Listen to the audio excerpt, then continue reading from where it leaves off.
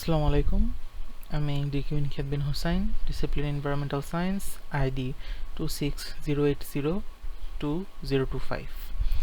আজকে আমাদের আইসিটি অ্যাসাইনমেন্টের এক্সেলের 3টি ফাংশনের মধ্যে আমি যে 3টি ফাংশন দেখাবো সেগুলো হলো font colour, table border, recommended chart. প্রথমে যদি ফন্ট কালারে আসি, আমরা যদি কোনো টেবিল বা কোনো শীট বানানোর সময় শীটের সৌন্দর্য বৃদ্ধির জন্য আমরা যদি ফন্ট কালার চেঞ্জ করতে চাই, আমরা সেই সেলে ফন্টটিকে অথবা সেলগুলোকে শিফট দ্বারা ক্লিক করে যদি এখানে এ লেখা যে এখানে যদি ফন্ট কালারের ক্লিক করি, সেখান থেকে আমরা ফন্টের কালারগুলো যে কোনো কালার পছন্দ মতো চুজ করতে পারবো। এখন আমরা যদি একটি টেবিল বানাতে চাই, কোনো একটি ডাটা বা তথ্য উপাত্তকে একীভূতকরণ বা সজ্জিত করার জন্য, সেক্ষেত্রে আমরা বিভিন্ন সেল সিলেক্ট করে রাইট ক্লিক করে মাউসে আমরা যদি এখানে আসি, এখানে আমরা দেখতে পাবো বিভিন্ন রকমের বর্ডার অপশন দেওয়া আছে।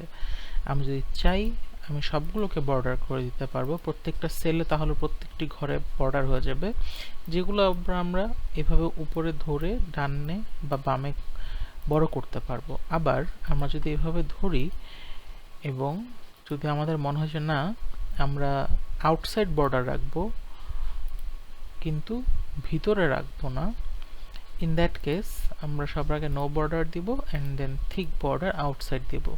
এভাবে আমরা বিভিন্ন রকমের বর্ডার টেবিলে বসাতে পারি এবং বিভিন্ন পার্ট আলাদা করতে পারি একটি টেবিলে, যেন একটি সেগমেন্টের সাথে আরেকটি সেগমেন্ট যিনি দেখবে তিনি যেন সহজেই বুঝতে পারেন।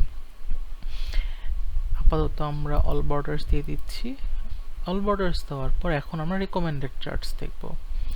আমরা যদি আমাদের টেবিলটাকে সিলেক্ট করি এবং এরপর আমরা ইনসার্টে আসি, ইনসার্টে রিকমেন্ডেড চার্টস লেখা অংশটাতে ক্লিক করি, আমরা দেখতে পাবো আমাদের টেবিলের আলোকে একটি অটোমেটিকলি সাজেস্টেড চার্ট আমরা দেখতে পাচ্ছি। এখানে পাই চার্ট আছে, ক্লাস্টার চার্ট আছে, ফাইনালও আছে।